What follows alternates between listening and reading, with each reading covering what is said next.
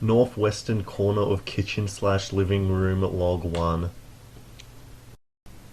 This corner's free surfaces are surface 1, the floor, surface 2, the side of a kitchen cabinet, and surface 3, the wall separating the hallway from the living room/kitchen. This corner contains various notable details which I will now go through. The region of surface 3 within the black oval has not been entirely painted over, leaving patches of surface 3 that have not got any paint on it. While inversely, on surface 2, in the region inside the black oval, there is paint from surface 3 encroaching on surface 2. More details of this corner can be seen in this close-up shot of surface 1 and 3, such as how the outer two unpainted areas are merely just unpainted while the middle area is actually scratched. The part of surface 3 you are looking at is a panel which was nailed to the wall behind it. The arrow is pointing to a hole that the nail made when being hammered in and painted over. There is also an unknown brownish substance on surface 3, which is most likely a glue or resin. Redirecting your attention to surface 1, you will notice drops of paint which came from surface 3 while it was being painted and fell onto surface 1.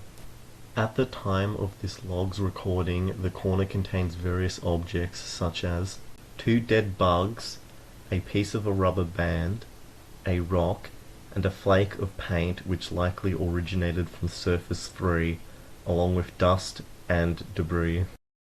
Here are some more details on these objects. First off, the rubber band fragment is not alone. A second smaller fragment was found in a nearby area. Both fragments probably come from the same rubber band given that they are the same color and were found nearby to each other. Here is one of the dead bugs underneath a microscope with a ballpoint pen for scale. The yellow thing on its side is called a haltere, which is a sensory organ flies use to help stabilize during flight. Only flies have these sensory organs, and both of the dead bugs were observed with these sensory organs, making both of them flies. When putting the rock under the microscope, various details are visible, such as dark green patches and a hole. The arrow is showing the direction the light is coming from. Also, the rock is magnetic. You can see the rock on the magnet in the black circle.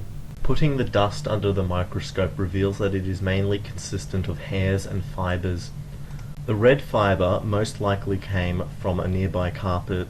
Since all the carpets in the house are red, color alone cannot be used to find the source of the fiber, but since this carpet is the closest to the corner, it is most likely where it came from. Also, 2 types of hair in the dust could be identified. The first type of hair is cat hair, which most likely came from the house cat Peanut.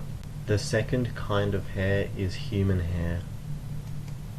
The objects, after being looked at under a microscope, were returned to the corner, but the dust and one of the dead flies was dropped and could not be retrieved on the way back, which is why those 2 objects are absent from this image. To finish this corner log, here is a before and after comparison of the corner.